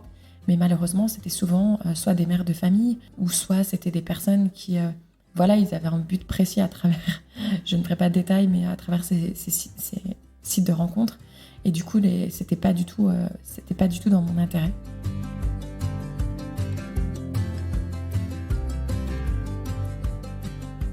Pendant cette année où j'étais seule du coup, où je me sentais seule du coup, parce que je n'étais pas seule, mais où je me sentais seule en Géorgie, j'ai tissé des liens avec des filles qui étaient anciennement au pair par les réseaux sociaux. Et c'est ça qui m'a aidée vraiment à surmonter la situation, parce que ces personnes-là ont vécu en fait cette situation aussi. Et donc j'ai pu partager des choses avec elles que personne ne pourrait comprendre en fait en France. Et c'est là où vraiment c'est très dur en fait d'être expatrié. C'est quand tu es expatrié et que tu n'as personne qui se calque à ce que tu ressens et qui ne peut pas en fait comprendre ce que tu ressens. Et pendant cette période en fait de solitude, j'ai rencontré du coup ces personnes-là par le biais des réseaux sociaux. C'est ce qui m'a même d'ailleurs donné mon travail aujourd'hui, parce que mon ami que j'ai rencontré par les réseaux sociaux a eu quelqu'un qui l'avait contacté pour une potentielle social media manager. Et le contact a été fait, et c'est comme ça que j'ai trouvé mon travail, que j'ai encore d'ailleurs aujourd'hui. Au final, ce que je recommanderais à quelqu'un qui vient d'arriver en expatriation, ou alors qui souffre de solitude lors de son expatriation, c'est de se rapprocher des groupes, que ce soit sur Facebook, ou alors les groupes d'accueil de son pays ou de sa région. Il ne faut surtout pas avoir peur de lancer une bouteille à la mer. Je peux pas vous dire le nombre de personnes, moi y compris, qui ont lancé un petit message sur Facebook en disant coucou, je viens d'arriver, je connais personne, est-ce que vous êtes disponible pour aller boire un verre, ou alors de répondre à ce genre de message. Ça a généré énormément de groupes WhatsApp par la suite, de groupes basés sur une région, ou alors des groupes attirés par un sport en particulier. Et au final, ça a toujours généré de belles amitiés. Donc, lancez-vous, vous ne le regretterez pas.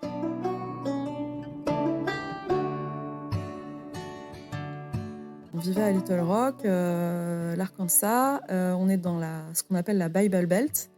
Où le poids de la religion est quand même encore très fort, et c'est un État qui est plutôt conservateur, même si il a des particularités. Et pareil, j'aime pas trop mettre les choses dans des cases.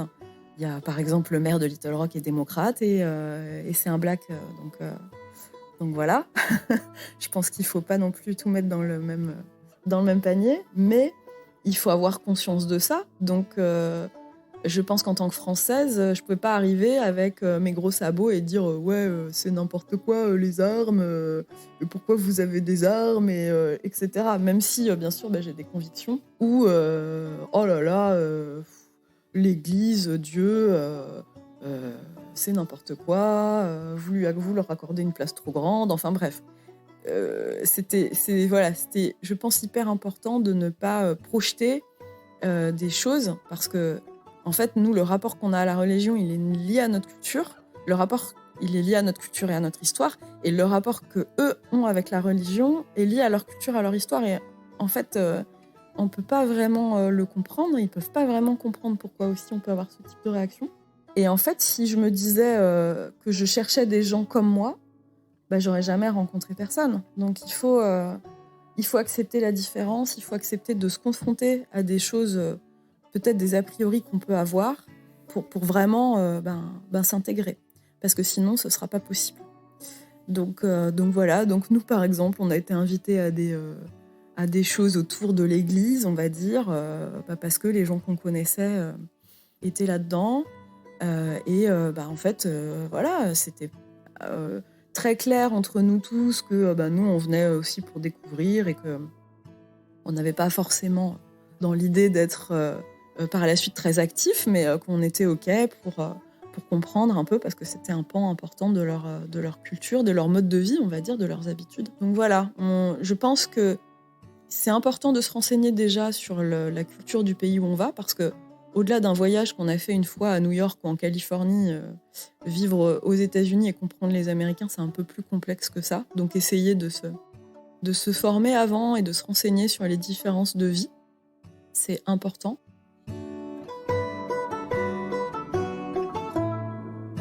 Quand on te parle de solitude, en fait, le mot solitude, quand tu regardes bien l'étymologie, c'est le fait d'être sans compagnie, le fait d'être isolé, abandonné, solitaire. C'est vraiment le vide, en fait.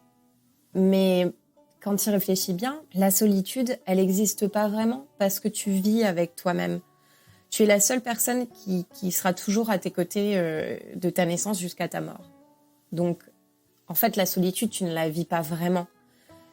Tu la vis, oui, quand tu es loin de proches, que tu es vraiment seul. Oui, c'est vrai, tu as une certaine solitude, mais cette solitude-là, si tu es heureux avec toi-même et si tu t'aimes et que tu es reposé, en fait, avec toi-même, tu es en aisance avec toi-même, et en fait, cette solitude, elle te fait rien, elle t'apaise.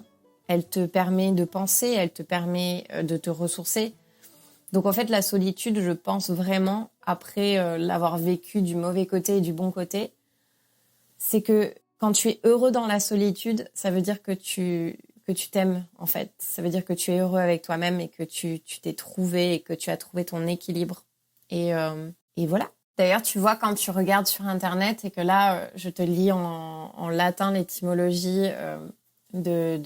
du mot solitude, qui est solus, et il marque bien, c'est probablement le dérivé de ce, donc de soi, avec le suffixe alix, donc un soliloquium, et le fait de se parler à soi-même. Comparer soleo, être habitué, avoir fait sien. Et suesco, s'habituer à faire sien. Donc ça veut bien dire ce que ça veut dire, tu vois, ça rejoint un petit peu ce que je te disais la dernière fois du fait que la solitude, c'est d'être heureux avec soi-même. C'est vraiment de faire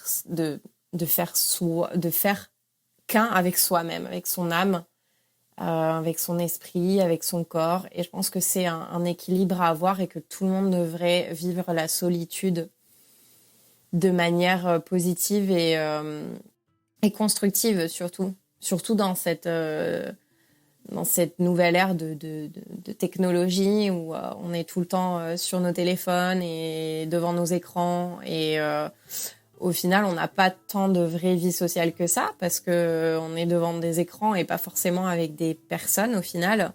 Donc savoir se recentrer, parler à soi-même et parler aux autres.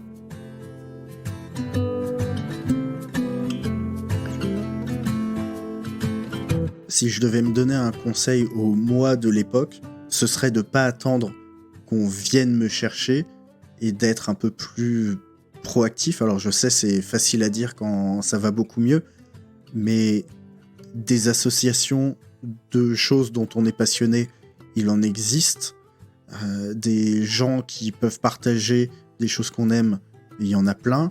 Il y a des sites de rencontres, et pas seulement de rencontres amoureuses, mais aussi de rencontres amicales, où il peut y avoir des activités, il peut y avoir des choses qui se font. C'est difficile de sortir de cette spirale, parce qu'en plus, on n'a pas d'énergie, on perd l'envie et on perd la capacité de socialiser. Mais aujourd'hui, il y a plein d'outils qui existent pour nous permettre de rencontrer des nouvelles personnes, et je pense qu'il ne faut pas avoir honte et il ne faut pas hésiter à s'en servir.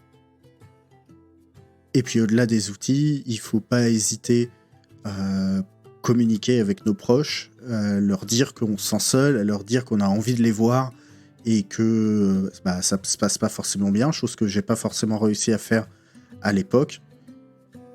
Mais voilà, on apprend, on évolue, et c'est aussi ça la vie.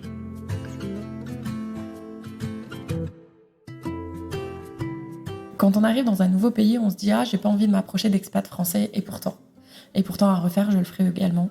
Parce qu'en fait, les expats français, ils sont dans le même état d'esprit que nous, ils ont le même mindset. Et donc du coup, il faut surtout pas se dire que si je suis partie de la France, c'est pas pour me retrouver avec des expats. En fait, c'est dommage de penser comme ça, et moi je l'ai pensé pendant de nombreuses années. Parce que croyez-moi, de temps en temps, ça fait quand même du bien de se retrouver avec des personnes qui sont en train de vivre la même expérience que nous.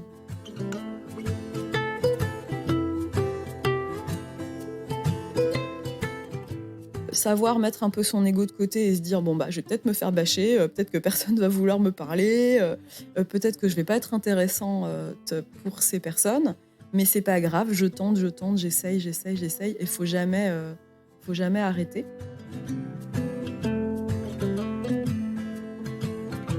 Je crois pas qu'on m'ait vraiment donné de conseils. Je crois qu'on m'a surtout dit, en fait, c'était plus facile justement quand ils sont petits et d'en profiter. Ça a été le cas quand elle était bébé parce que y avait beaucoup d'activités pour les jeunes mamans, et puis aussi qu'au Canada, les jeunes mamans ont un congé maternité qui dure au moins 1 an. Donc, du coup, ça a été plus facile en ce sens-là. Après, maintenant, il y a eu la pandémie qui a évidemment ralenti tout ça. Mais maintenant, même qu'on retourne un petit peu à une vie normale, elle prend le bus pour aller à l'école, elle rentre en bus, donc je ne croise pas les autres parents. Et si on voit d'autres parents, finalement, ça va se limiter à un playdate, à une relation de juste on invite l'enfant et ça s'arrête là. Il n'y a pas forcément une recherche de rencontrer les parents. Peut-être que je tomberai encore sur la personne qui sera dans cette recherche, mais ça n'a pas encore été le cas jusqu'ici. On m'a parlé aussi d'aller peut-être via les activités, donc aussi bien les activités des enfants que les miennes. C'est vrai qu'à la danse, par exemple, je rencontre une maman avec qui je discute bien, mais elle a déjà sa vie, elle a déjà ses amis. Elle n'est pas dans cette recherche-là, donc ça s'arrête à une conversation pendant le cours de danse et puis c'est tout. Donc c'est finalement pour ça que je trouve que l'application, elle est mieux puisqu'on est vraiment, dans la recherche. On sait qu'on est là pour ça. Et puis, peut-être aussi dans ce cas-là, moi, faire carrément aller vers des associations, là, on va repartir vers des étrangers au final, donc aller vers des associations, françaises, pourquoi pas, de Français à l'étranger. C'est peut-être là aussi que ça va être plus facile puisque encore une fois, les gens sont là pour ça aussi, donc à voir. C'est encore une histoire à suivre tout ça.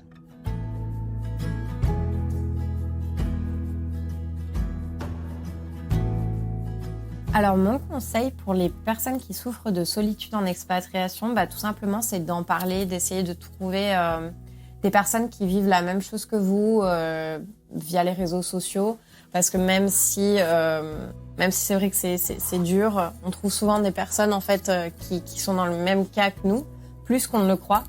Ça crée des liens forts en fait, et ça empêche de souffrir de cette solitude. Ce que j'aimerais aussi ajouter, pour finir, c'est que oui, on va expérimenter la solitude en expatriation, mais je tiens quand même à signaler que la solitude, je l'ai aussi expérimentée dans mon propre village, dans la propre maison de chez mes parents. Et pourquoi ?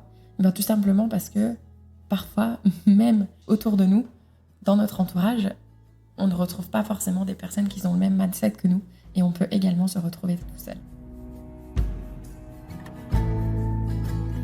Il y a un conseil que je peux donner et que moi j'ai appliqué parce que le fait de vivre loin et d'être à 9 heures de décalage, c'est un peu compliqué, surtout le soir quand tu te sens seul et tu n'as personne à appeler parce que tout le monde dort en France. Moi, ce que je faisais tout simplement, c'est que je partais marcher et je partais marcher dans mon quartier et puis ça me permettait de prendre l'air, ça me permettait de voir des gens et je me forçais à essayer d'engager la discussion avec les personnes que je croisais en chemin et que je croisais régulièrement du coup, parce que c'était potentiellement mes voisins.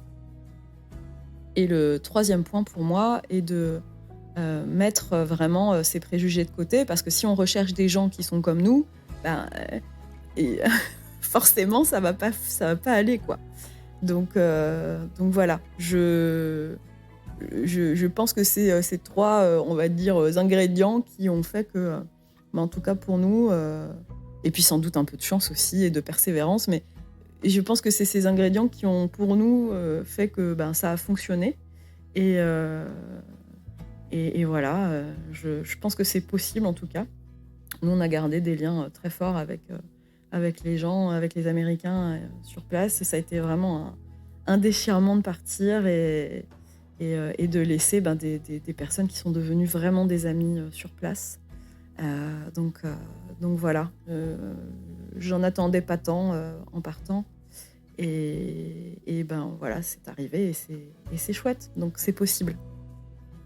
Je n'ai pas d'autres conseils si ce n'est de savoir accepter la situation, de savoir accepter que la solitude c'est pas quelque chose de mauvais et que c'est que cyclique et qu'il y a un jour où ça va bien s'arrêter.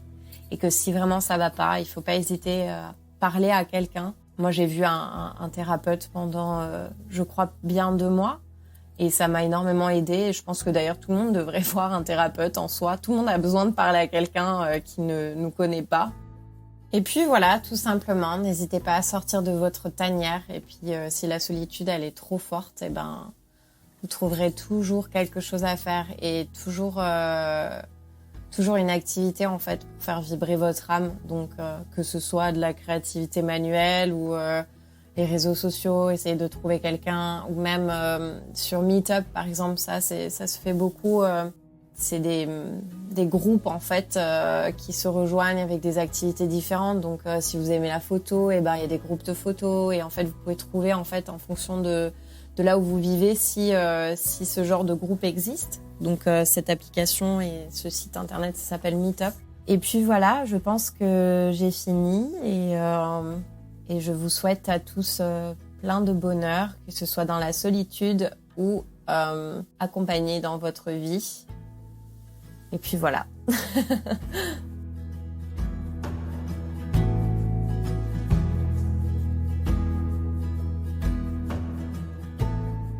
Mais du coup, l'expatriation, quand elle a commencé, c'est là où j'ai commencé à comprendre ce qu'étaient aussi des amitiés jeunes, des amitiés neuves, et des amitiés surtout où en fait on te prend comme tu es.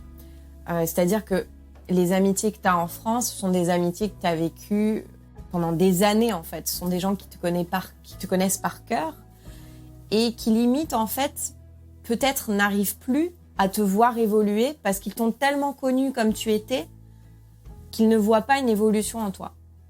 Alors que les personnes que tu rencontres, elles te prennent comme tu es et l'histoire d'avant, l'histoire d'après, elles s'en foutent en fait, elles prennent le package. mais sans jugement. Voilà, c'est ça surtout. Et donc, je me suis retrouvée à être moi-même en fait à l'étranger face à des gens qui ne me connaissaient pas. Et c'était hyper agréable, c'était comme un renouveau. Et donc, même si j'ai pas vécu la solitude, j'ai commencé à vivre l'indépendance et donc à vivre une pseudo-solitude, si tu veux, parce que quand t'es au pair et que tu parles pas du tout anglais et que tu te retrouves seule à la maison avec le chien des hosts ou les enfants et que tu parles pas du tout, t'es un peu face à toi-même, donc c'est une pseudo-solitude, tu vois, que tu vis en tant qu'expatrié. Parce que voilà, il faut tout réapprendre et là il y a que toi. qui peut faire en sorte que de décider si ta vie, elle sera ici ou pas, et si tu apprendras cette nouvelle langue ou pas. C'est toi qui décides de tout, en fait. Tu es vraiment face à toi-même, et la société, elle est complètement différente. Donc, si tu t'adaptes pas, eh ben, tu seras toujours un étranger, tu seras toujours un outsider. Et ça, c'est une pseudo-solitude pour moi que tu vis dans l'expatriation. Et c'est à toi de décider si tu t'en sors ou pas.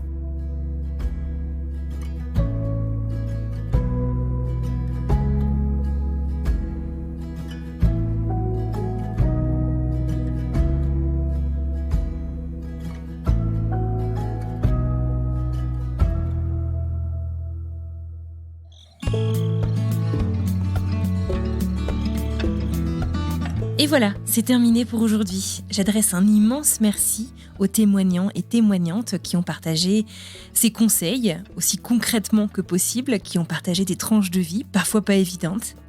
Alors Marie, Vincent, Audreyne, Charlotte, Emmeline, Kelly et Émilie, merci. Merci à vous aussi, chers auditeurs et auditrices. Merci de nous avoir écoutés jusqu'au bout. J'espère que cet épisode vous a plu.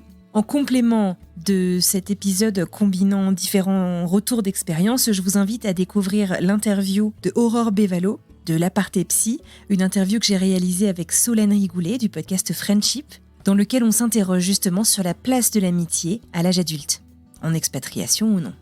Si cette série d'épisodes vous plaît, n'hésitez pas à faire un maximum de bruit. Je vous encourage à en parler autour de vous, dans la vraie vie, sur les réseaux sociaux, mais aussi à nous laisser un petit mot sur votre application de podcast préférée, avec en tête Apple Podcast et Spotify. A priori, c'est là que vous nous écoutez le plus.